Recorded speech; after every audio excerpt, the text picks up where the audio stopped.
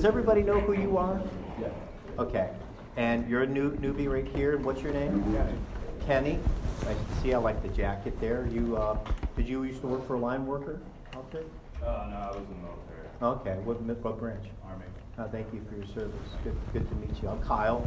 I'm one of the safety geeks that comes in once a month, and these guys have been so gracious to put up with me for the last 11 years. I know. So, if we're going to do something, will you help me with one of the little exercises? Now, what I'm going to do is I'm going to impair you. So, once you get impaired, you may not be so good to work the rest of the day, but these guys here will understand. This is a really good time to talk about our driver safety. When I got ready to do this program, I thought, man, I just did this program, and I like to review certain things on a regular basis. It was 3 years ago. It was 3 years ago when I did this program with you. Now, this program isn't just for everybody here, including myself. If you have a kid, how many of you guys have kids that are of driving age? 16 and above. How about grandkids? Okay, yeah, let's go with grandkids. Do you have grandkids that are driving? Yeah. And I don't know the relation. I have kids. I got great-grandfather. He went, yeah. Oh, well, congratulations. I'm just wanting to be a grandpa at this stage. You have a pretty good relationship with your grandkids? Talk to Oh, them? my goodness, Okay. yes. And see, we sometimes think they're going to take it as a lecture, and they really don't.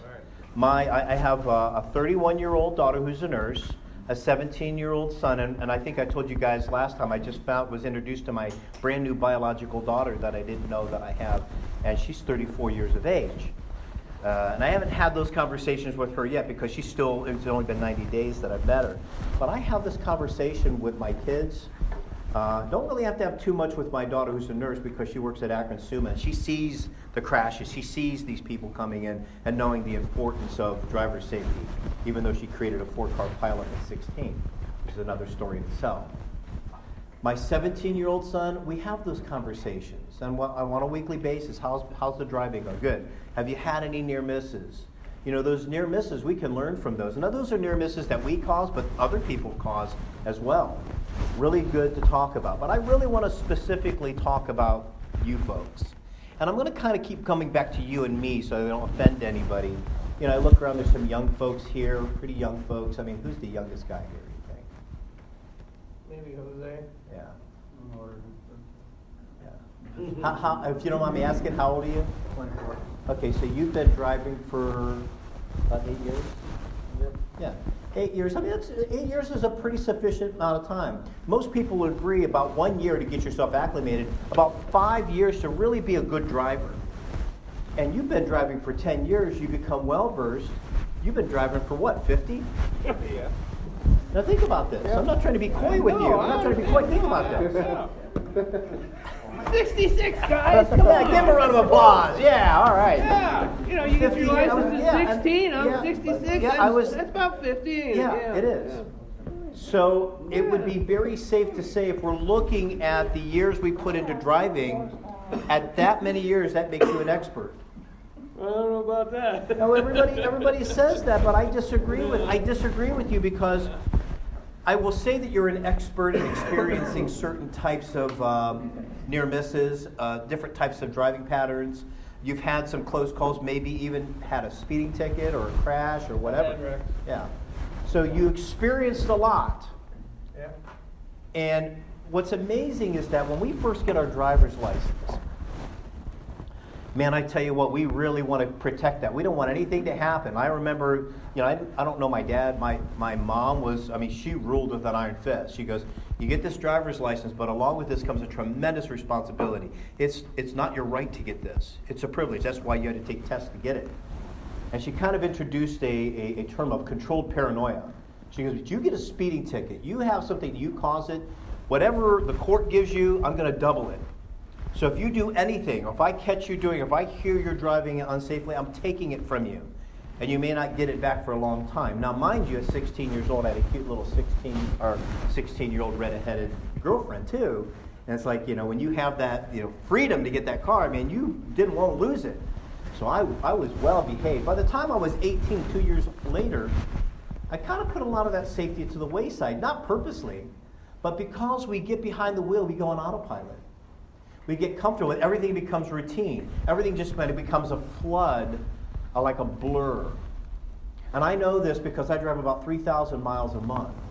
And I can get on a roadway. If the roadway goes forever, straight line, I clearly can drive 100 miles and not know how I got there. Now, most, if not all of you, experience that on a trip. You get there and just go, oh my gosh, it's been an hour. Oh, wow, we're going to be on this road forever. And what happens is we become complacent. So the experts, we become complacent. We may not see certain things that are there. You know, every mile, and this little yellow thing that I have here, we're going to keep coming back to this and using this a little bit. That is a mile.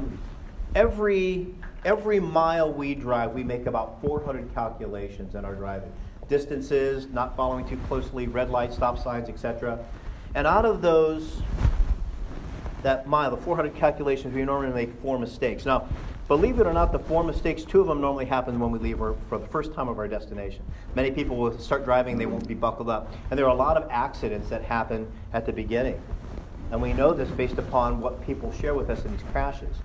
And then we normally make 2 at the other end of the day because we become complacent, we're going home. But we normally make 4 mistakes. Now, these mistakes normally don't add up to much because what crash investigators call the inopportune time, that means inconvenient. The inopportune time didn't present itself to us, so therefore we had no crash. But what if today was the date that the inopportune time not only presented itself to you, but it also represented itself to somebody else? That's when you have your crash. That's when you make an impact to something and hit a tree and go, what did I just hit? Or you run into somebody, or God forbid, a pedestrian, a bicyclist, or whatever. And I've gone to enough of these crashes as a police officer that when you start to dig in there, you don't have to be an expert. But through the full disclosure of what the individual shared is that they didn't even know what they hit. So if 1 or 2 people here, A, evaluates their driving and maybe make some changes, or please go home and talk to your kids about driving safety, that's my goal today. If everybody did, it was great. Because trust me, you may think it's a lecture, in the end they're going to appreciate that you talk to them. Every person in this room, including myself, this is the average, drives through a stop sign or a red light over the last 30 days and didn't even realize they did it. Now this also includes, but it's not limited to, when we go up to the light and it's yellow. Yellow means, if you drive really, really fast. Most people get through there. So if there was a camera there, you would be getting a ticket with a picture of your car going through a red light.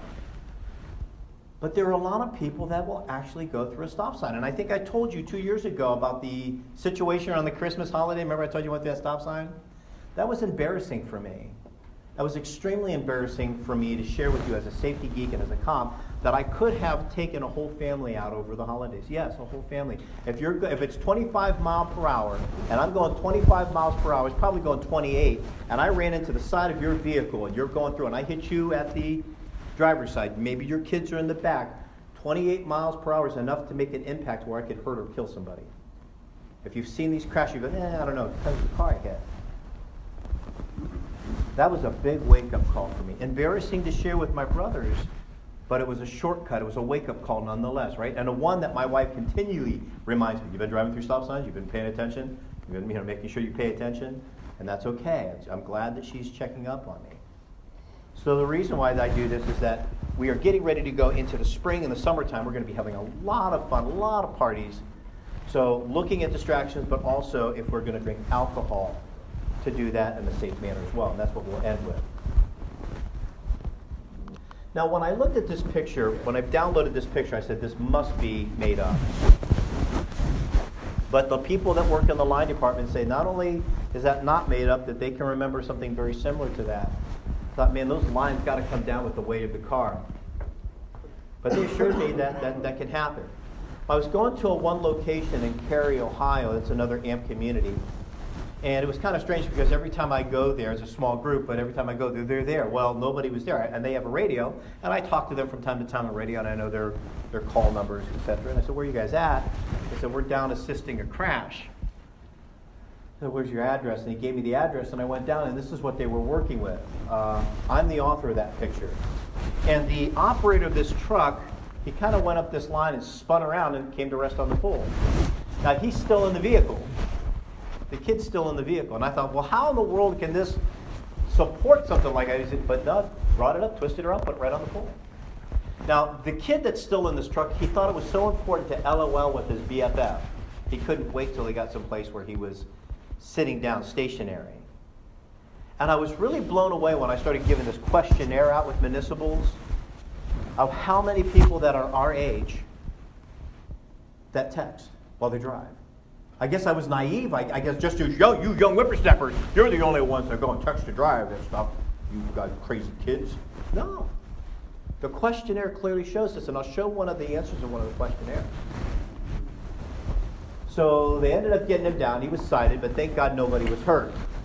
This was a really strange day for me in Cary, Ohio, because you see, while I was eating my lunch at approximately 11:30, I was parked across the street from the place I purchased my sandwich. I'm sitting there eating, and I see down the road this woman coming down the street with a riding lawnmower, and she had a deer attached to it. I thought that was kind of odd. But the closer that she got, I realized it wasn't a deer. This is about 11:38 now in the morning. It wasn't a deer, and I wanted to run across the street and go, oh my God, is he okay? But I was afraid she'd smack me in the head with whatever she smacked him, and she'd go down the road two for the price of one. And then she'd do crazy things to us when she got to the house. But that's not the case. And down the road she went. Yeah, I couldn't figure this out. So I went to the chief of police and showed him these pictures. He's now retired, but his name was Chief Yingling. Can't make this stuff up, right? Chief Yingling. I goes, do you know these? He goes, oh, yes. He says, are you still a cop? I goes, yes. He goes, I want you to make a supplement 9, which means as an off-duty officer, if I see something, I can say, I can get sworn in to it. This is what I saw. This is what happened. The reason why it was so interesting, you see this guy here? He's lost his driver's license for life. He's not a mean guy, doesn't cause any trouble, just loves his alcohol. And by 11:30, he's already drunk and he can't even move. He's taking him home. Now, she's lost her driver's license for 6 years, and she's also intoxicated. Both of them are intoxicated. Now, why do you think the chief of police really wanted to have these pictures? Evidence for guess what? Drunken tractor driver. Yeah. Well, and we don't really have to say tractor. And, we no longer use the acronyms DUI, DWI. It's OMVI or OVI. He's operating a vehicle impaired. Even if it's a horse, if you're on a bicycle, you can get an OVI. Because it no longer means it has to be motorized either. Even a unicycle. But let's face it, if you can balance on a unicycle, you're doing pretty good if you're drunk. I say give that guy a little. Talk about impairment. We're going to talk about distractions, all the things that get into our brain and our psyche and go, well, I can do that. There's a lot of people that I really love and respect. And once we get down to talking and saying, let's be honest here, over the past year, have you had 4 more drinks and got behind the wheel and thought you were okay to drive? And they said yes. They said yes. And I'm going to show you at what percentage of a 200-pound man, and we all oxidize alcohol differently, how we're used to it, but the impairment, you don't have to be the per se level or over of 0.08 to be impaired. Because it's not really the impairment. I'm going to prove that. It's not the alcohol that impairs your judgment. It's your sensory acuity that's modified by the alcohol. So you could actually have 2 drinks and still have sensory acuity impairment. And we're going to impair you, our new young man back there, when we come up to that to show that, prove that. Wouldn't it be great if we had a time machine? I mean, after all, if something bad happened, you could turn back time and fix it before it happened. Or, you know what, wouldn't it be great if you could go in the future and get the lottery numbers and then come back and play them and then win the lottery, right? I don't think we ever will have a time machine. Do you think we'll ever have a time machine where we can go back in time? I don't know. Maybe some people that are into quantum physics think that it's a possibility if you fold time. But I'm not going to get into that. That's a little crazy thinking, right? But I can't tell you how many times that I have talked to somebody who caused the wreck, that caused the crash, that caused the injuries. And I've heard them say time and time again, if I could only go back in time. Man, I wouldn't have never done this. I would have not looked down. I wouldn't have got behind the wheel impaired. All the things that we wish we could have done. Now's the time. The only time machine that we have is our good old-fashioned common sense that we have now. That says, you know what, I probably shouldn't do this, but let me go ahead and do it and see if I get away with it. Because that's really what you're doing. You're really kind of playing a game of Russian roulette. I look around here, I see very busy people, especially if you have kids and grandkids, and in your case, great-grandkids. That's awesome. This one's got to go there, that one's got to go there, this one's got to go to ballet, football, basketball, all the soccer, all the things they got to do. And man, you're going around busy people. And we're going around on autopilot, and the whole life's going around us, and we don't even know what's happening. And with all of that distractions, you could be doing everything perfect, and something presents itself as the inopportune time. It's really a second, really. 1 second of time can take you off of your game. And it can be a lifetime of misery for those that are impacted by your inopportune time. 31, 32, 33, 34, 35, 36, 37, 38, 39, 40, 41, 42, 44.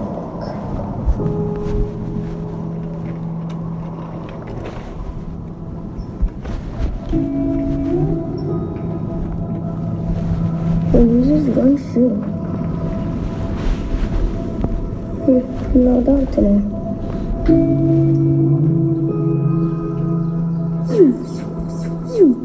Grace, let's do this, baby girl. Say goodbye to the gang. Elizabeth wants to come too. Okay, Elizabeth can come, but that's all. Come on.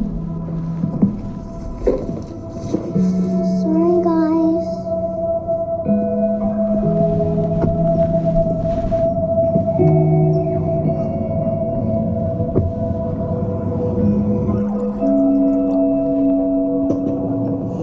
Pump 7? Sure. That'll be $36. Rewards card? No. Hey, you know what? Give me one of those lottery tickets, too. The big one.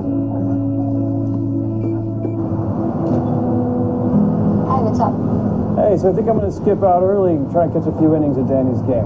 Oh, I'm sure you'd love that. Hey, what do you want to eat tonight? Would you eat at Mazzoni's? Ugh, don't make me. Alright, that's okay. I'm good with whatever. Mommy, Elizabeth wants some ice cream. Well, she's a good girl. Maybe we can get some on the way home. Oh, Erin called. She left a message with the other broker. Okay, so now what? Now we wait. Oh, well, don't worry, because we are about to become filthy rich anyway. Finally. Yeah, lottery's over $200 million. I got a ticket, so I think we're good. Oh, why didn't I think of that? Well, that's what you have me for. ¿Quieres ver tu programa ahora? No, comienza hasta las 2. Ok, si me necesitas, entonces voy a estar afuera.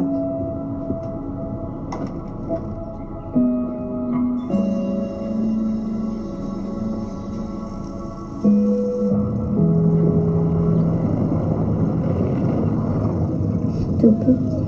Hey, do you want me to pick anything up? You know what? I'll leave Mazzoni's. I don't care. Hey, all right. Love you. Love you. Mommy, I forgot my crystal bracelet. It's okay, sweetheart. It'll still be there when we get back. Everyone loves the picture I posted of you.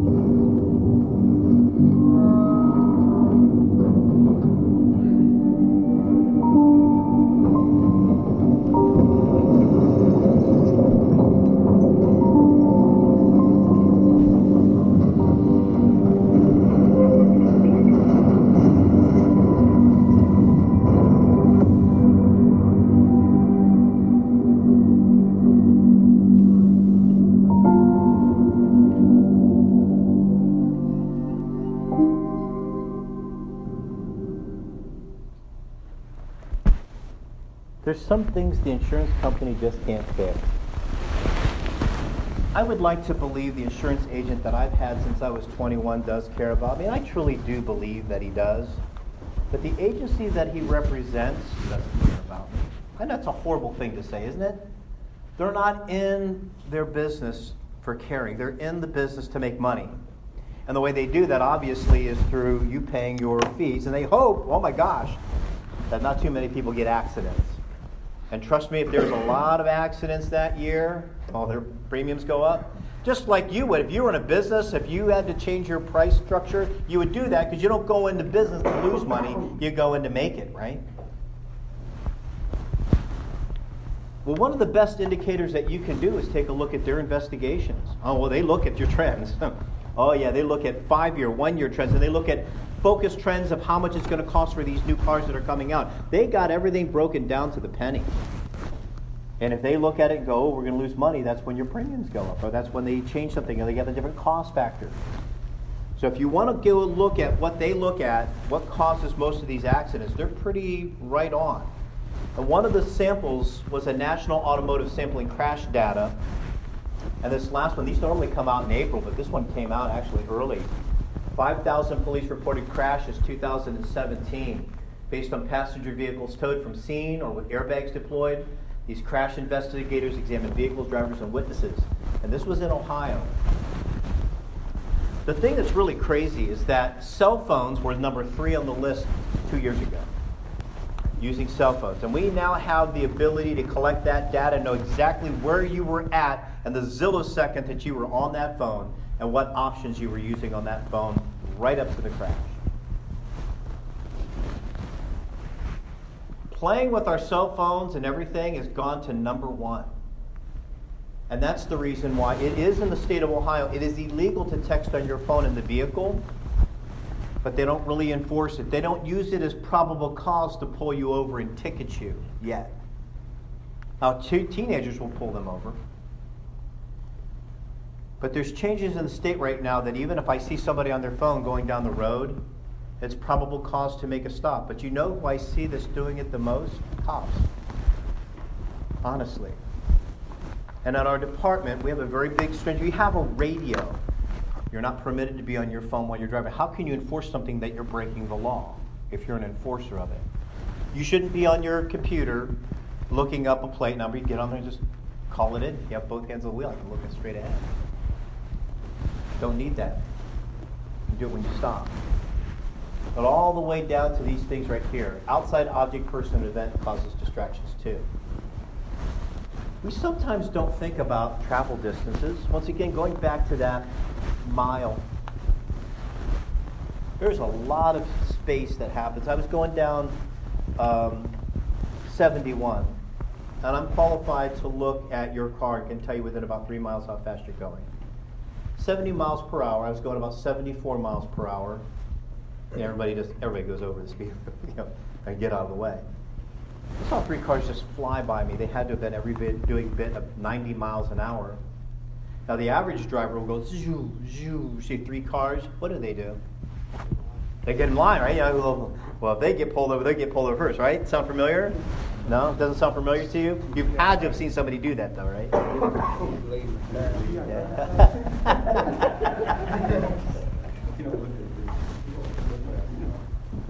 When we are driving 90 miles per hour, your vehicle travels 132 feet per second.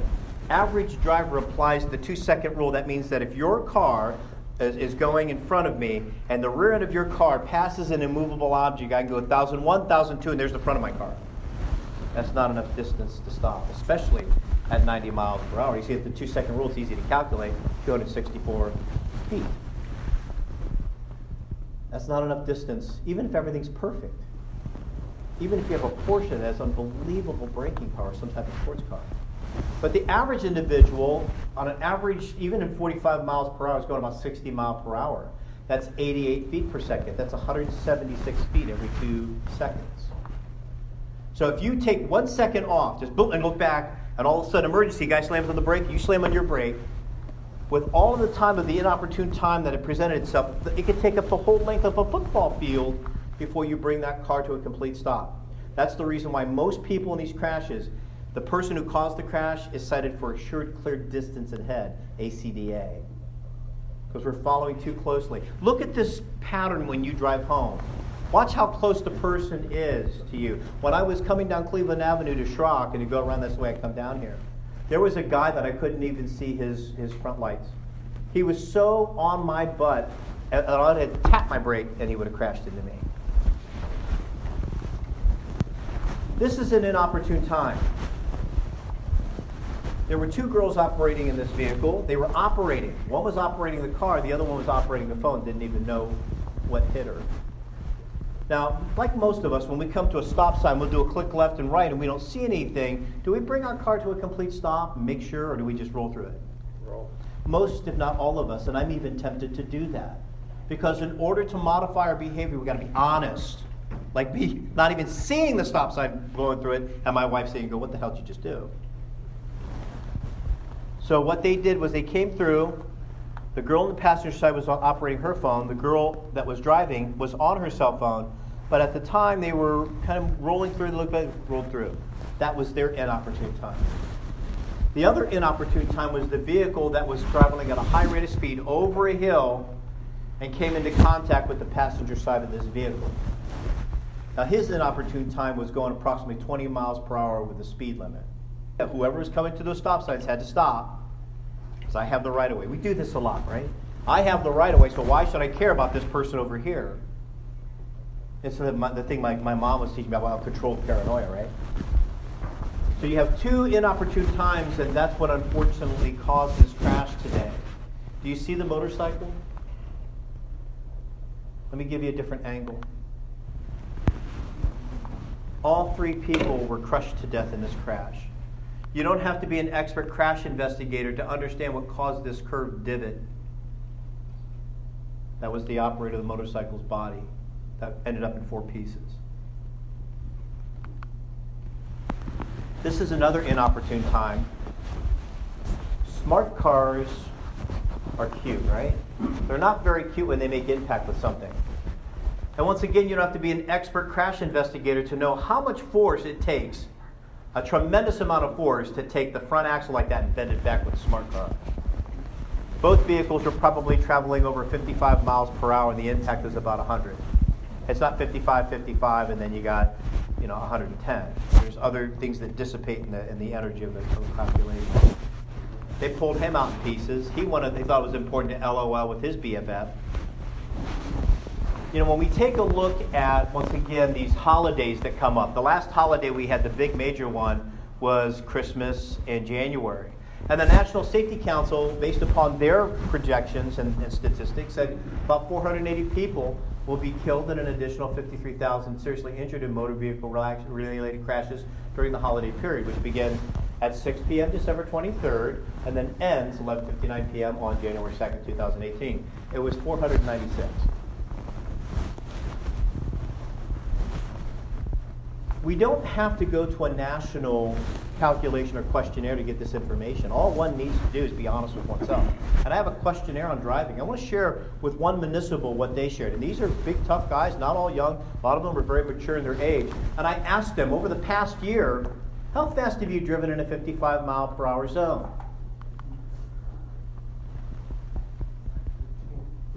I mean, that's exactly how I'd answer it, right? There were 2 people that said, well, I go up, I don't go up more than 5 miles per hour. There were 4 people that go, I go 10 miles over. There were 7 people that go, I go about 15 miles over. And on a regular basis. But this is only, even if it's just once over the past year. I mean, if you ever tried to pass somebody pretty quick and you hit, all of a sudden you go, ooh, I've gone up to 75 miles per hour. Well, there was one person that said that.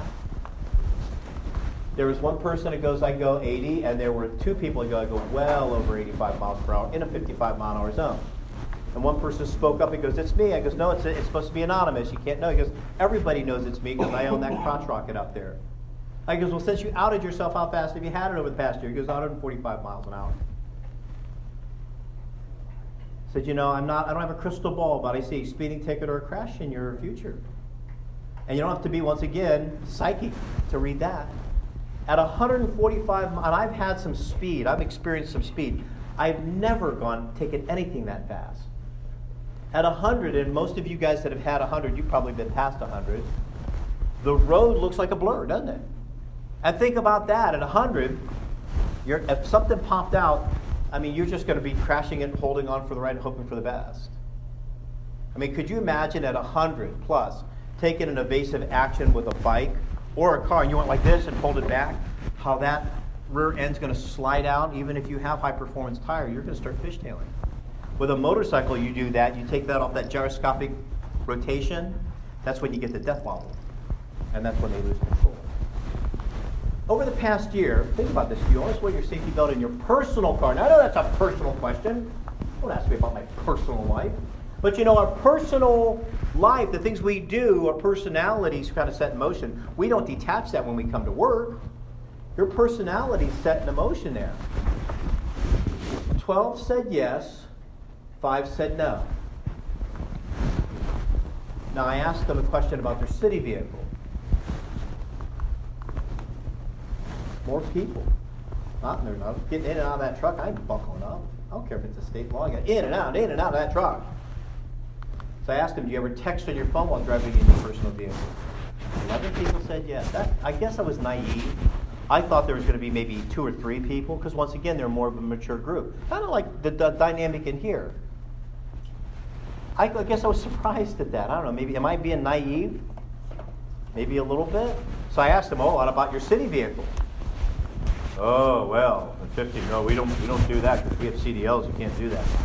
I don't know. Maybe they do, maybe they don't. How many people here are big supporters of the Second Amendment? Well, I always raise eyebrow when I talk about that. This isn't a real gun. Okay, me too. Do not tread on me. I'm an American citizen. I have a constitutional right to bear arms. Now, this is not a real gun, and I'm going to have you take a look at it. Go ahead and inspect it, because it's not a real gun. Yeah. Doesn't even have a slide rack. Okay. And see, I notice look at it. You've handled a gun before, and you shoot left-handed just like I do, even though I'm right-handed. Okay. Along with this comes tremendous responsibility, even if it's a toy gun. I mean, if I walked outside and I was going and pointing at somebody, that's rude, isn't it? That's rude, isn't it? Even if it's a toy gun, you shouldn't do that. Oh yeah, the brave police department of Westerville, they're going to be on my ass like a hornet. And they're going to say, drop the gun or else. And I better comply because I don't want to be full of lead. Along with this comes a tremendous responsibility, even a training gun like this. Now, most of you guys that are Second Amendment supporters in gun, you probably are well versed in the gun safety. You probably can take your handgun, your shotgun, your carbine, or whatever you're using, break it down, explain the nomenclature of it, the cleaning, safety aspects, all of that, right? Nobody would have a gun without doing that. You would say, oh, you're my son. Here, go figure it out yourself. Go ahead, play with it. You wouldn't do that. And if you did, you shouldn't have that gun, right? Oh my gosh, my son, who's 17, for almost 6 months, I made him break the gun down, talk about safety. We had SAP caps. You guys know what SAP caps are? They're like dummy rounds. And then even when we started learning to shoot at the range, he was only allowed to load up 3 rounds in the magazine. It's not a clip, it's a magazine. I go to the clip, somebody will beat you over the head if you say clip. 3 rounds in the magazine at only one time. And then when he did that, every time he was clear, the slide is locked back, he goes clear, drops the magazine, puts the gun with the barrel pointing down range, and that made him load and get comfortable with it. He actually shoots better than most police officers. Nobody could debate the importance of that. We would never do that. Never give her. You're not ready for that. Give me that. Do you understand that this could kill somebody? And I don't believe in an accidental discharge. You heard this, an accidental discharge. It doesn't exist. It doesn't exist. It's an intentional discharge. I intended to shoot it. Or an unintentional discharge. I had my finger in there. Oh, pop. Oh, well, I'm sorry about your foot. You okay? No, I'm not okay. You just shot me in the foot. Unintentional. There's not one person here that would debate me with this. But we have no problems getting behind the wheel, and that 1-ton vehicle can kill somebody just as easily as that gun right there. If we're distracted, eating that hot pastrami on rye, texting, joking and looking back, reading a book, a woman curling her eyelashes, a guy putting on guy liner while he's driving. And I've seen that. So what the hell are they doing? He's putting mascara and eyeliner on his head. They found test after test after test, a phone does not make you drunk. but they gave somebody 2 shots of vodka, and they looked at their reaction time. And this reaction time, along with the phone, was actually the phone was even less reaction time now, because they have 3 distractions, and I'll show you this. This right here, it causes, we would never get behind the wheel impaired by alcohol, right? Never. We have no problems being impaired by this phone. And a lot of the questions that I've given people in the crash when I've got my police hat on, I can tell you how many people said that's the last thing that they noticed. The lights coming at them, and then they were out. They don't even remember the crash. They only remember waking up and having glass in their eyes, their mouth, their ears, their hair. They start feeling to find out they feel bleeding, and then they think, oh my God, where are my children? I can't see. That's a pretty panicked feeling. It'd be a horrible thing if you caused that with your children in your car, but think, what would be worse? Me driving and doing that to somebody else's family. And I know there's nobody here, including myself, who want to do that, but if we thought about what I'm about ready to do, to take my eyes off this 1-ton vehicle, traveling 60 miles per hour, traveling 176 feet every 2 seconds, if you do that, that's what you're not taking into consideration. We could actually do that to somebody's family. We do live in a wonderful era. I mean, we have so much technology out there. The phones that we have, the way that we hook up and connect is amazing. Wait till the Apple iLens comes out. It's a contact lens that interfaces with the Apple iRing. And I can take pictures of you with my eye. Or video. Do you like? Yeah. Or video. Let me take you back in place and time and introduce you to a scientist from the RAND Corporation in the 50s who said, this is exactly what a home computer is going to look like in the year 2004. What the hell is that, a boat wheel? Look how proud this guy is. And he said, this is what a home computer is going to look like in the year 2004. If I could go back in time and say, no, Mr. RAND scientist, this is a home computer. Everything I could do on that laptop, I could do on this. I can even do my PowerPoint presentation from this phone. It would blow them away, the technology. Look at where we've come from to this. Where do you think the next 10 years we're going to be? Not 50, 60. 10 years. Amazing things, yes, but think about the distractions we're going to put in those cars. You know, we have cars that could drive themselves, and unfortunately caused an accident, ran into somebody just recently. You ever see anybody that goes into one of those stores and they have one of these little buds in their ears, and you don't really see too much of that. They're talking to themselves, like, who the hell are they talking to? It kind of drives me nuts when I see that. You know, just take the phone. What are they talking? And then you go, boy, you can get really, you can have a misunderstanding with it. That misunderstanding can backfire on you sometimes. Hello. How much are they asking? Well, that's a lot of money for a deck. Well, I hate to tell you this, but you're getting robbed. Did you hear me? You're getting robbed.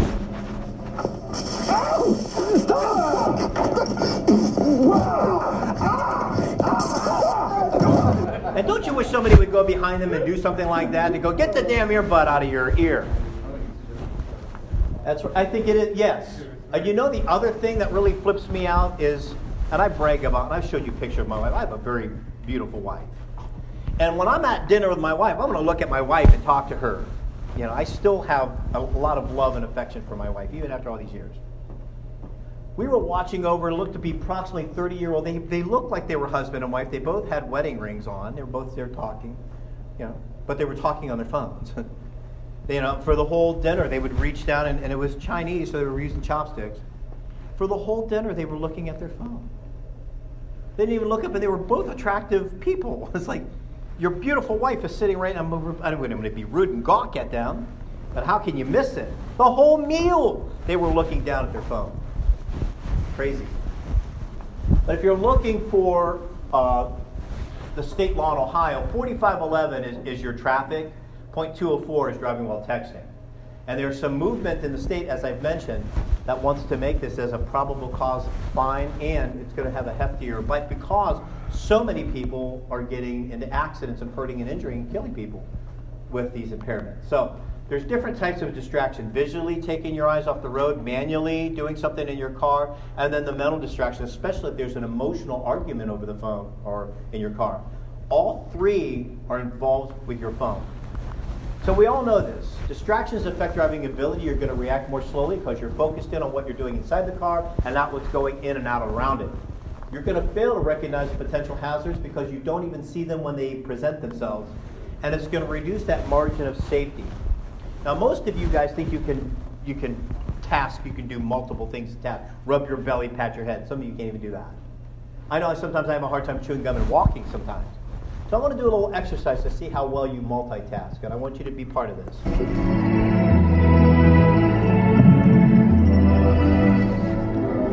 Try this.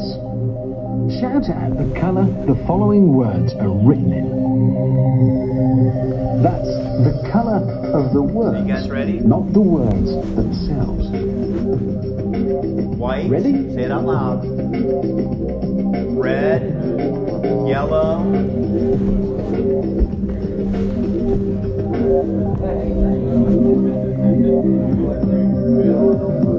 This is hard because, like trying to simultaneously pat your head and rub your stomach, the brain is trying to do two conflicting activities and tries to apply one rule to both. And it's even harder when you try to listen to me as well. Yeah, there's a few hiccups in there. And it's just, we would like to believe that we would catch it, right? That one little second, that one little hiccup in cognition could be enough to distract you off of what it is. Now, you also have to take a look at the statistics. In the United States, there's approximately 3 women to every man. Did you know that? Did you know that there are more women in the United States than men? Well, there are. All you got to do is take a look at it, and unless there's somebody here that's illegal we don't know about, which is a possibility. I went 1 3. Sorry. Yeah, when we take a look at the census, we take a look at males and females, and it's pretty easy to just take a look at the census of the United States, and that's calculated. Now, we simply cannot take and look at how many people are here that are undocumented. We don't know. But the ones that we know of, there's 3 women to every man. So they rule. You may think that they don't, but they do. Especially if you're married. You understand what I'm saying, right? Please get it out of your vocabulary, damn women drivers. Let me say that again. Don't say that anymore. Damn women drivers. Because the statistics don't support that. Quite honestly, there are more women than men, but men are doing most of the crashes. And when we look at this male versus female, in the majority of car accidents, males have been shown to have the highest risk of being killed from 1975 to 2016 by other male drivers. The number of males killed in a car accident was more than twice the number of females killed in a car accident. In 2016, over 71% of car accident deaths were males. This is a similar trend over the past decade, where over 350,000 people were killed in a car accident. And a lot of these are from these distractions. Now, most of us go to a bank, we'll have the teller count it out, at 3 times? You counted it out with them, because trust me, you're not leaving without making sure you have the right amount of money. Well, how many of you guys go to your car and have to count it just one more time?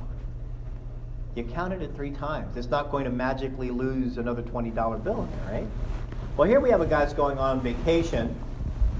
You'll clearly see it's July 2nd, so it's probably the 4th of July. And he had to count that bundle of money just one more time as he's leaving the bank. And as he does that, he's distracted. Oh, shit. And if he goes on vacation, he's not going in that truck. And there were no vacationers killed in that video, thank God. We could be doing everything perfect, and we'd want to have both hands on the wheel so that if something comes out of the blue and hits us, at least we can say, I know what it was that hit us. Now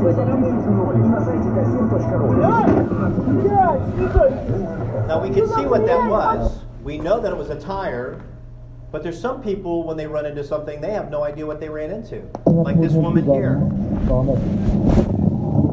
Watch her again. She's looking down the whole time. No seatbelt in, and had no idea, what the heck did I hit? And if you count how many seconds, 1001, 1002, 1003. Watch it again. 1001, 1002, 1003. 3 seconds. So forget the 1 second. That was 3 seconds. And look, there's cars on both sides. For those of you that think, I pity the person because I got this big truck, and I pity the person who I run into, I don't wear my safety belt. Well, we understand the dynamics. If we hit, if the force stops, our body's still moving at that force. Most people hit the windshield. If you have a rollover, you start bouncing around the inside of the vehicle, all over the vehicle like a ping pong ball. our trucks and our cars flex. So it normally pops open one of those doors. When it does that, because of the force, where the door's opening up, our force of our body's going that way, and it ejects us out. Ejection happens a lot in these rollovers. And this is what that would look like. First, don't run from the police.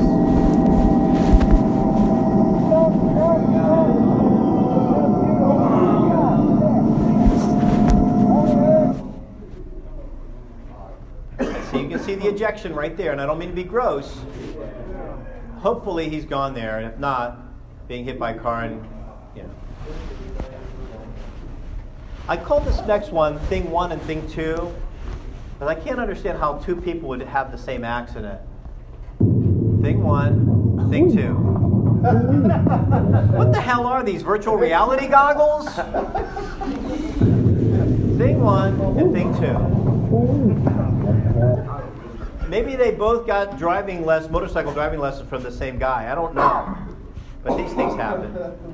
Now, we all know that, you see that, I have the right of way, and you see this merge, or, merge, these people have the right of way, caution, merge. Well, there's a lot of people out there that don't know what those signs mean. And they'll just go right onto the freeway, and this happens a lot. You'll see a person trying to merge onto the freeway here. Here he is. And just goes right over, which causes the chain reaction. Now that crash isn't what scares you. What scares you? The cars coming down, barreling down behind you, that they're looking down. They're not looking at the depth perception. And they run right back in. That's why most freeways now say if you have a crash, go to the side, because it's going to create a chain reaction. Those cars didn't stop. No, they just kept going because, hey, well, I'm not impacted by your crash. And the guy that caused it, he's not going to stop. He's going to get the hell out of there. You're right. Now, this location that I'm going to show you, I know the chief of police. I know who the officer is. I don't know what his name is, but I know who he is. And he's no longer a police officer. I never out of community, but he thought it was important to text his buddy that was working with him that, hey, let's go have lunch someplace where you want to go. And as he's driving, and I made this cloudy so you couldn't see things. And want anybody to know where this is at? This is in the cruiser. And that crash from his dash cam, that's the damage that he created. Now, I'm not going to say anything. Kind of did look like Lincoln Way, didn't it? I'm not saying anything. That's a road in Canton, Ohio, is referring to. The individual that's operating this truck, who's minding the law, had 3 injuries in his neck. He'll never work again. Successfully sued the department, rightfully so. This officer was fired.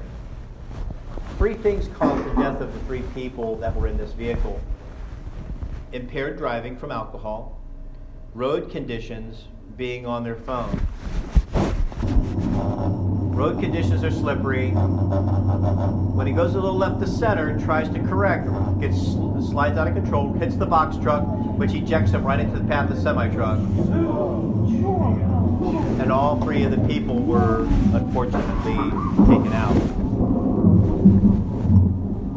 I mean, that's not a good thing to happen on any day, especially, you hear people, you're driving and somebody says something, you go, don't be a backseat driver. You've heard that? Hey, don't be a backseat driver. If I'm driving with you and you're driving and I'm the passenger and I see you pull out your phone and you start texting, I'm going to say, put that thing away. Because if you get into a crash, I would punch him because now he's distracted. You punched me, now I can't see, now we got a crash. No punching the driver, okay? Whatever the driver is doing can have an impact on me, injure me, or kill me too. So yes, be a backseat driver. And you know what was amazing? I was talking about that with my 17-year-old son. I goes, when we have our weekly talks, he goes, have you been with one of your friends driving? He goes, yeah. I says, did your friend ever pull out a phone and text while you were the passenger? He goes, yeah. I goes, did you tell him to put the damn phone away? He goes, no. I said, so if your friend gets into an accident, could that hurt or kill you? He goes, yeah. He goes, well, so what's the plan? He goes, yeah, I knew, I could hear your voice telling me in my mind to put the phone down. I goes, next time speak up. So those are good conversations with us to have with our kids.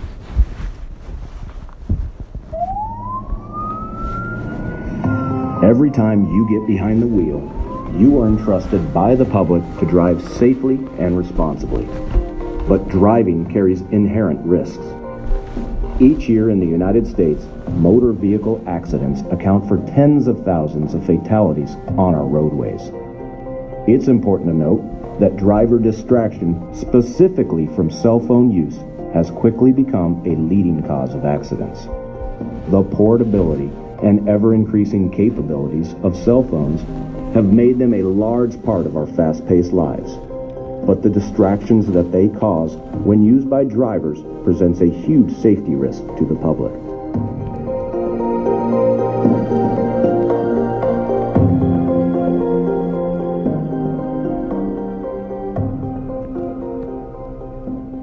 You are about to hear from a man who experienced firsthand how dangerous and devastating it can be to become distracted while driving. As you'll see, the potential consequences are very real, long-lasting, and oftentimes severe for everyone involved. My name is Justin Iberg, and I was born and raised in Mitchell, South Dakota, and I'm the second oldest of 4 siblings. Grew up on a second-generation family farm. On the farm, I helped with the crops, driving tractor, and putting up hay, and just an average farm kid. I went to school at Mitchell Senior High School, and there I took mostly just general classes. I played football all through high school, and I absolutely loved it. I was an offensive lineman. I held my own, and I graduated with about 200 other classmates. On September 20th, 2010, started out as just the average day. I woke up and got ready for work and went into town, and I worked my average 9 hours, and after that I got off work and I stopped at the local Walgreens to pick up some groceries. I picked up a gallon of milk and I headed out of town. On the way out of town, they had a road construction site where they were resurfacing the blacktop. And they had a pilot car zone set up, and with a pilot car waiting. And as I approached that pilot car zone, I went through an intersection, and as I was going through that intersection, I received a text message. So as I had done any other time before that, a text message, and as I was reading that text message, I heard a revving of an engine, and instantaneously after that, I heard a crash. On Riverside Road and Highway 38.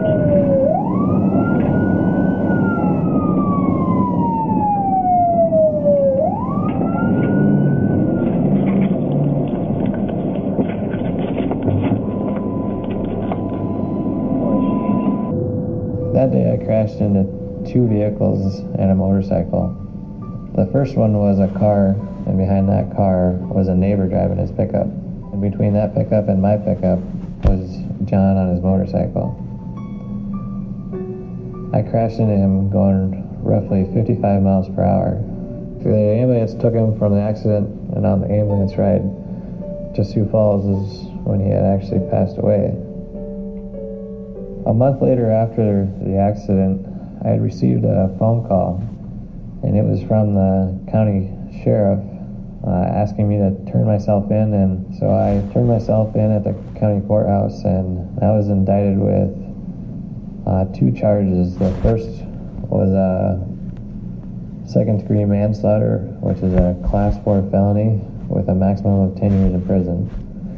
And the second charge was reckless driving, which is a Class 1 misdemeanor with a maximum of 1 year in county jail. When the trial came, it was a 2-day process. I had to watch as all the witnesses got up on the stand and testified against me. After closing statements, the jury went into deliberation for about 3 hours. They found me guilty. The judge gave me the maximum, 1 year in county jail, and he took my driver's license. One thing that kind of went through my mind was all those little close calls that could have happened and should have happened, but you got away with. It caught up with me, and something did happen. So, and all it takes is just that one time. Think back over the year. Was there one time that it presented itself to you, but you were lucky enough to go, oh crap, well, that was a close call. I'll never do that again. But then after a while, behaviors kind of normalize and we go back to those behaviors. You know, I have to say that looking over my driving record, there's certain things that are shortcuts. And now's the time to evaluate that. So if you're distracted, if you're doing certain things that maybe you can evaluate and say, you know, I can drive a little bit safer, please apply that. And like I said, oh yeah, get all up close and personal with your kids. Because here's the revelation that you already know. You got kids, don't you? They think they're bulletproof just like you did when you were 16. You may still think you're bulletproof. I found out that I ain't. I wrestled one guy that twisted me up. I ain't bulletproof. Yeah. The older we get, the more injuries we get. So let's transition a little bit into drinking. Drinking's wonderful, yes, right? Beer and wine is good. Yes, it is good. The alcohol is good. I think it gets a bad rap. Don't you? You like alcohol, don't you? Nobody here drinks? You said no, you said no. Help me out here, right? What do you drink? What are you drinking right now? Moving right along. Yeah, what's your chosen elixir? Jack Daniels. Jack Daniels, okay. But you know, you look like a nice young man. You probably drink responsibly. You don't drink like, no, I'm serious, man. I got time. No, I'm serious. I love you, man. No, come here, man. Come on, give it up. I love you. You don't get like that, right? Okay, moving right along. Most people drink responsibly, and I'm not against alcohol. What does people drink alcohol? What's the number one reason why people drink alcohol? What do you think? Just take a guess.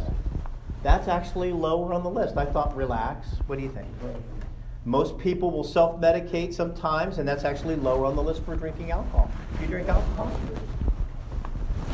Why do you drink alcohol? Stress reliever. Okay, it's actually lower on the list. That's also lower on the list too. Get drunk. That's way on the bottom of the lower of the list. Well, it's actually taste and enjoyment, yes. My wife, I don't drink alcohol. I'm allergic to alcohol. It makes me sick, and I found that out the hard way. I drink a beer and I get sick, drink a beer and get sick. And I was highly intoxicated with one beer. I was the guy, I love you, man. It's like, you should not be drinking alcohol, brother. But my wife, she likes red wine, sweet wine. My wife's kind of quiet, so if you give her a little bit of like a glass of wine, she'll get more talkative. Like if your wife was there, she'd be quiet. But a drink like this, she start talking to her. And then if you give her 2 glasses of wine, she gets real cuddly. So I try to get her to drink the 3rd glass. Moving right along. Relaxation is another one. I get it. There's nothing wrong. You had a really stressful day. You know, as long as you're not self-medicating with alcohol, you know, having a couple drinks, you know, it's a stressful day. I'm gonna sit back, relax. I like the taste of beer or whatever. Maybe having a shot, just relax and then kind of focus in. There's nothing wrong. As long as it doesn't become habit forming, now you're self-medicating for the relaxation. The next one is more social. Like I said, my wife going to a party, she'd really like to have a glass of wine. It helps. Health purposes. Drinking alcohol in moderation does have health purposes, and that includes all alcohol. Red wine has something called resveratrol in it, which is an antioxidant. You have to drink 60 bottles to get the effect, but it's there. Note to self, no more drinking jokes, wine. But then we got driving, right? Now you may be surprised that's put there. But I can't tell you how many people say, you can't tell me that I can't drink alcohol and drive. I'm okay to drink and drive. And think about this. Over the past year, have you looked at a family member or a friend at a party, a pub, a restaurant, and know that they consumed alcohol that night and looked at them and say, hey, listen, before you leave, are you okay to drive? Have you asked that about somebody last year? They're not. They're not. Now, why would I say that? If you ask them, are you okay to drive, why do I say instantly they're not? Why? That's right. And you don't have to be a police officer to look at somebody and say they're probably impaired. You don't have to be well trained. Something in your observation and your caring in your heart said they may be impaired, which motivated you to say, hey, are you okay to drive? And they're not. So we need to look at that. And if I have a party at my house, you can drink as much alcohol as you want. You will not drive. If you have 1 drink, you wait for an hour, hour and a half, and then you can drive. If you have 2 drinks, it's 2 hours, and so on. But if you drink at my house, you're not leaving. You know, as much as you want. Have somebody be a designated driver, I'll drive you home. There are some people, I kid you not, if I gave them a simple test for a drunk driving test, this is exactly how they'd answer it. I have met some people, I think the highest was 0.33. And this was when the personality level was 0.10. In 2000, it went to 0.08. Are you not in my book? That's exactly how they would answer it. There are people out there right now driving on the road right now. It's not just at night or whatever. They're driving on the road, and especially if they work midnights, this is their afternoon. And a lot of people will go to the bar. There are a lot of people that are impaired like this that are trying to make it to their car.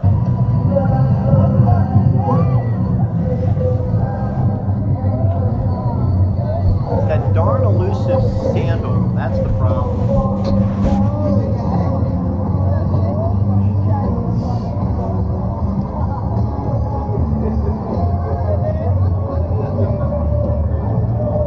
Keeps trying to run away.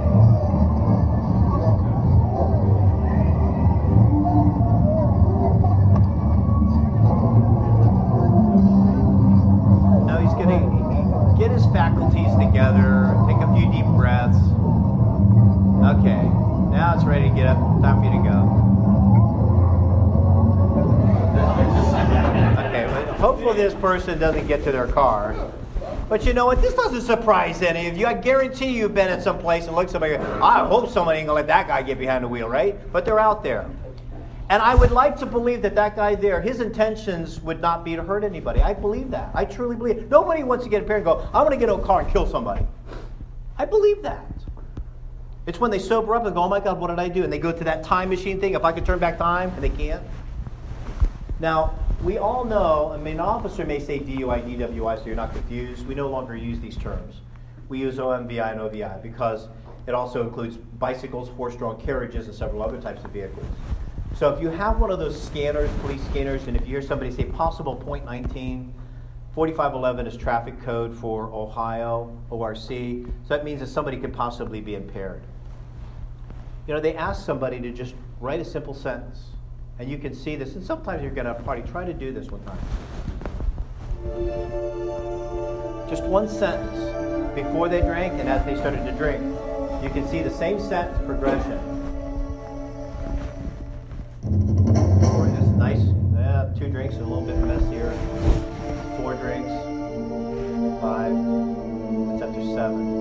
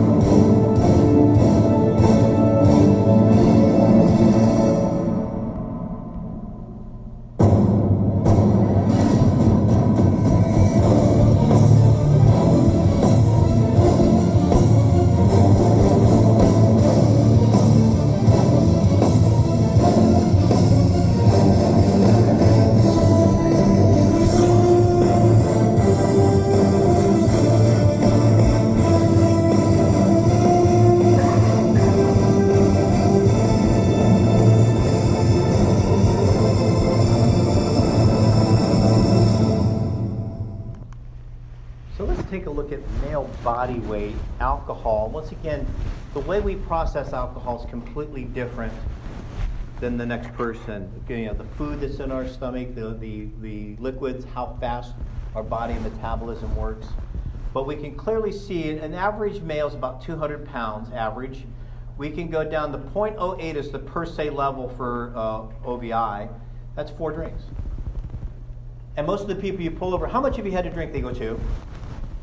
But based upon the HGN, the horizontal gaze nystagmus test that I do with somebody, and the field sobriety test, I can tell it's much more. And it's validated once they get a BAC or a breathalyzer, or they get a urinalysis, which shows they're way over the limit. Would you like to help me with a little exercise here, and I'll give you a little prize for helping me? Come on up, buddy, here. There you go. Okay. This one here I'm going to play with is a 0.07 to 0.10. But before we get started, do you have anything wrong with your foot, ankle, knee, or hips that would inhibit your ability to walk a straight line? Have a problem tracking with your eyes? Okay, so what I want you to do is I want you to kind of stand right here if you don't mind. Yeah. And go ahead and face this direction here, and I apologize for giving you guys my back. Okay, you can put your hands to your side. You're nervous, aren't you?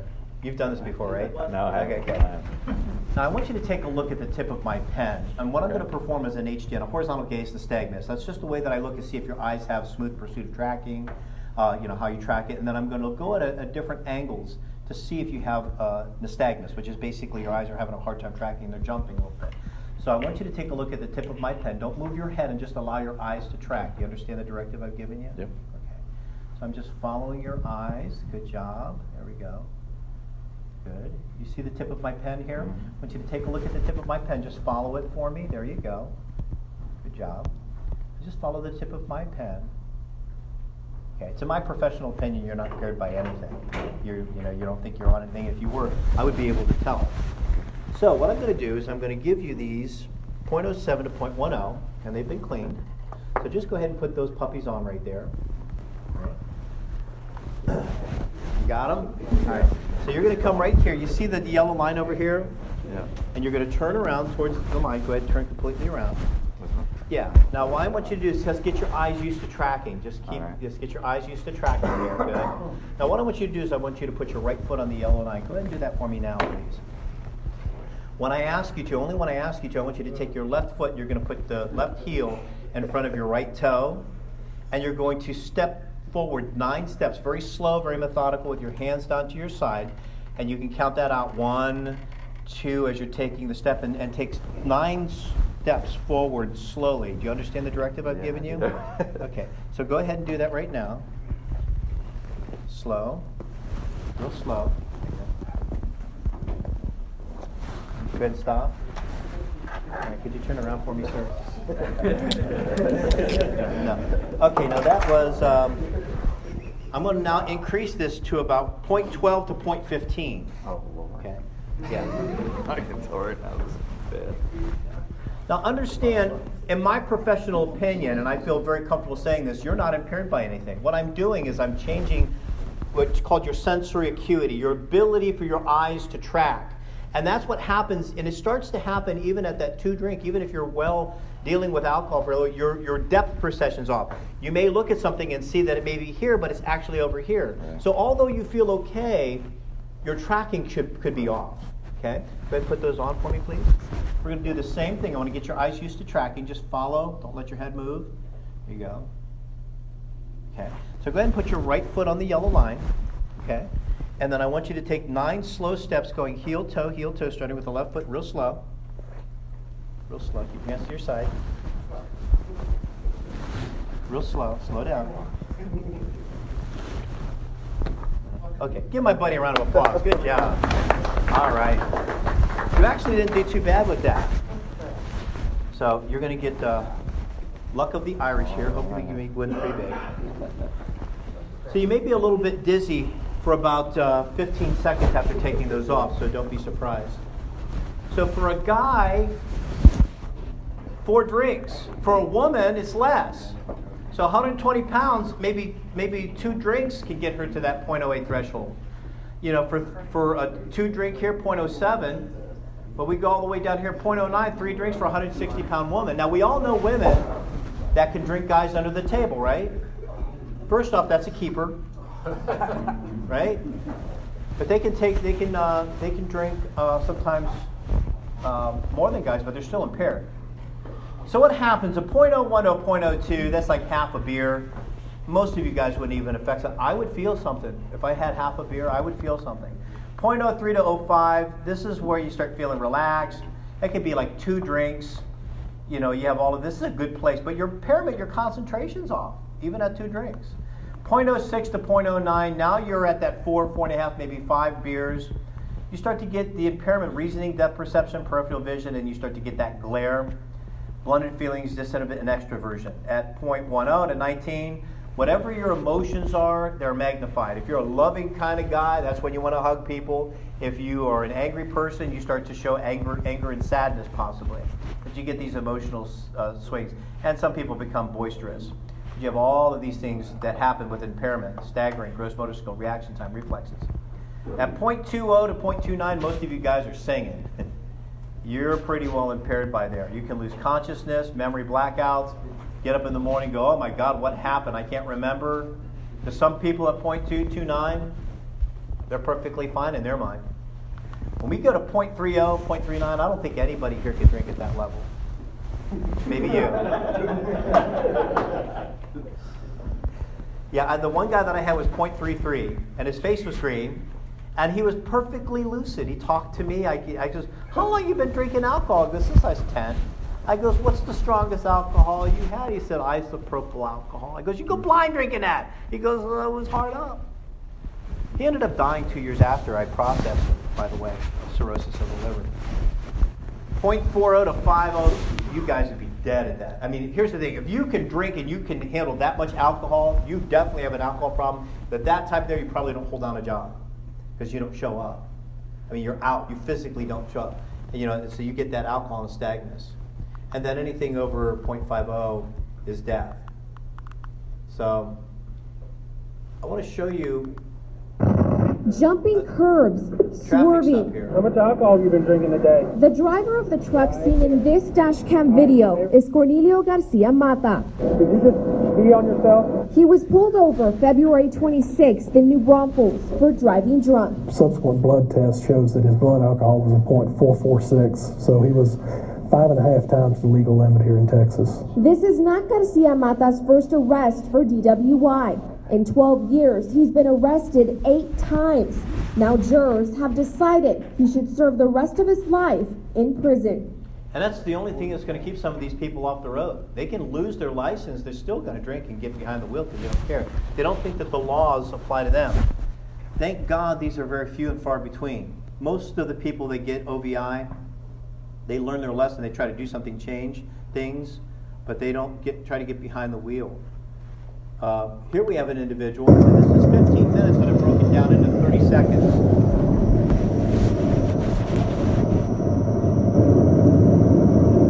Now the guy that's taking the video camera, he's already called the police. Some of this I had to edit out because there's a lot of profanity.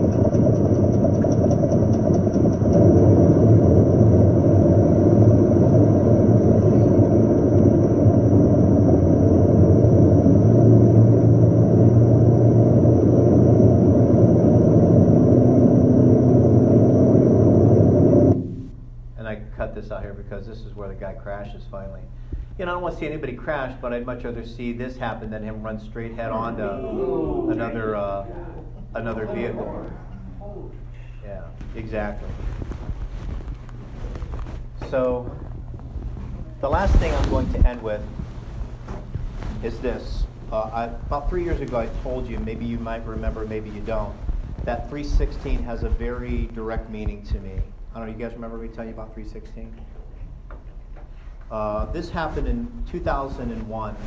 I was working a midnight shift, and the sergeant asked me to come back. He goes, hate to do this to you, but you need to go knock on a door and let a family member know that their 17-year-old son was killed in an automobile accident. Now, the son who was 17, another 18-year-old, and a 32-year-old that was driving the vehicle went to Virginia to a Christian retreat. It was supposed to be all week. On Thursday, they had notification that the two speakers for Friday had to cancel. They couldn't make it. So they cut the retreat short. So they're coming back on Thursday, not Friday. So they were going to surprise their family by coming home a little bit later. It could be right around 10 o'clock that they were thinking they were going to get home. While in Virginia, they were driving on 77. An impaired driver went left of center, struck them. He survived, but all three of the people in the vehicle were killed on an impact. Now, the driver, who had never had a speeding ticket in his life, was at a golf outing, golfing with his buddies, having a good time. We all want to have a good time, but thought he was okay to drink, and obviously wasn't. So I asked the sergeant, I said, did we get true verification of a 1016, which is dead on arrival? He goes, yeah. I go, I still called the trooper down there. You'd hate to knock on the door and go, your loved one is dead, only to find out an hour and a half later, oh no, somebody got killed, but it wasn't your son. That would be horrible. So you check that crap out. You don't tell somebody your child's dead. Now, I'm about ready to get in my cruiser and go knock on somebody's door, being a dad, to tell another mom and dad that their child ain't coming home ever. So what's the first thing you say? I mean, what comes to mind? What sentence can you put together that's going to make this bomb that you're going to blow up in their face a little easier to take? Well, most of, not all of you guys know, I was a counselor before I became a cop, so I'm probably the best person qualified to go tell this family. So I drive there. It probably took maybe 4 or 5 minutes. Seemed like an eternity. I'm thinking in my mind, how am I going to say this? Because it's early morning. So I pull my cruiser in their driveway. I get on my radio, 478, which was my call number. 478, go ahead. Clear, I'm on scene. Clear, 316. That was the time that I arrived. Now, most people know 316 of John 3:16. For God so loved the world, he gave his only begotten Son. Other people think of the wrestler when they think 3:16.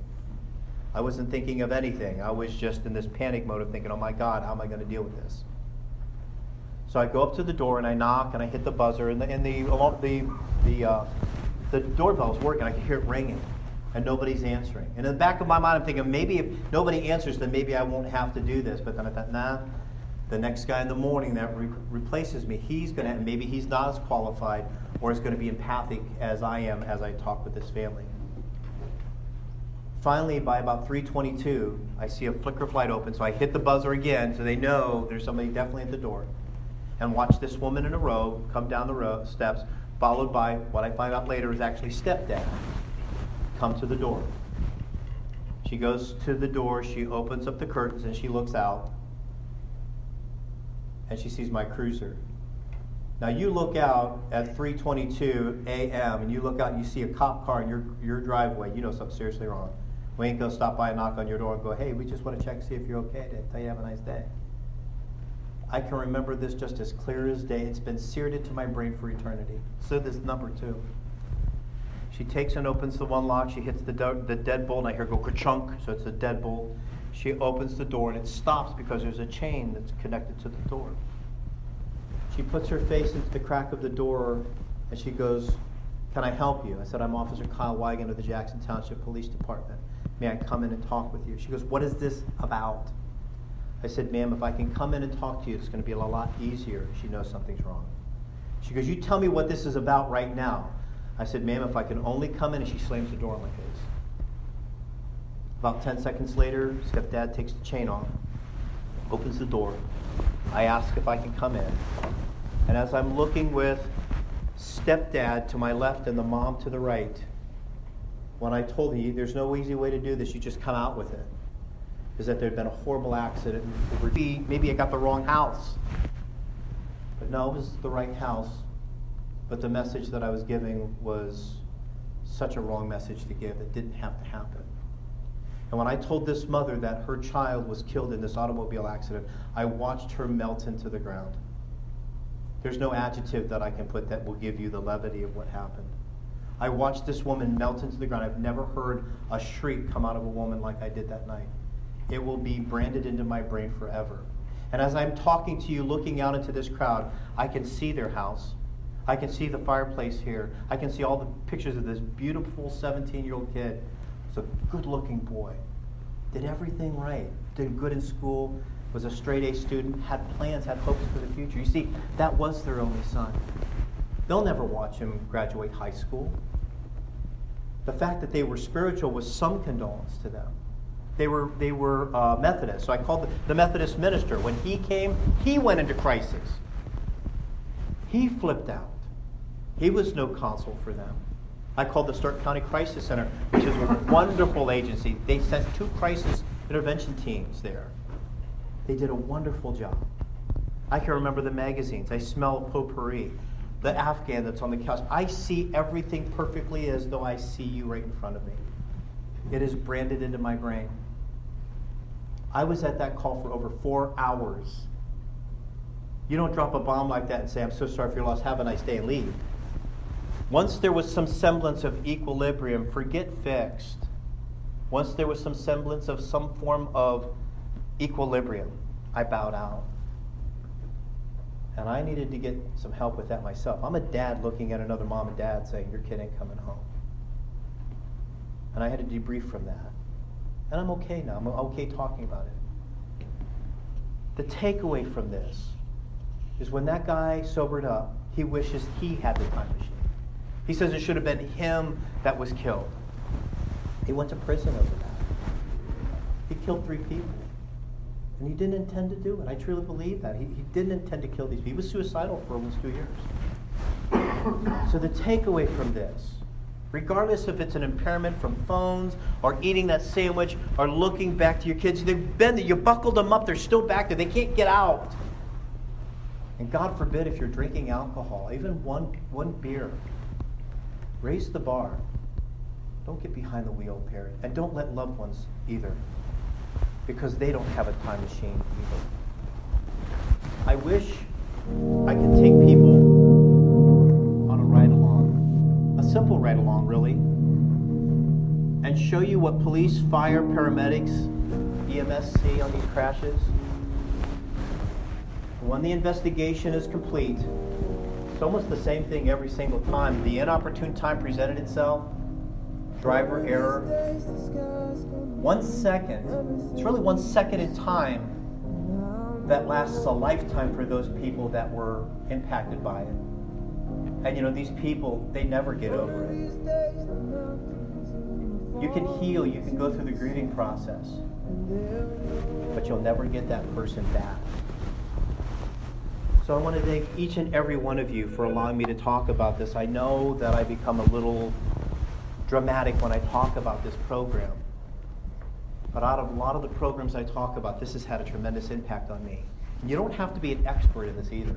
Every single one of you can get this message out. If you see a snippet on my video that you like on my program, I'll give it to you free of charge.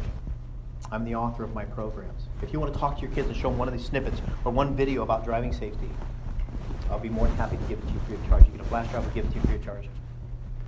So thank you guys for allowing me to present this. Take care of yourself and each other. Drive safely. Evaluate your driving. Talk to your kids about driving safety. And remember, safety is contagious, so don't be afraid to spread it. Take care of yourself and each other. Have a great day. Thank you so much.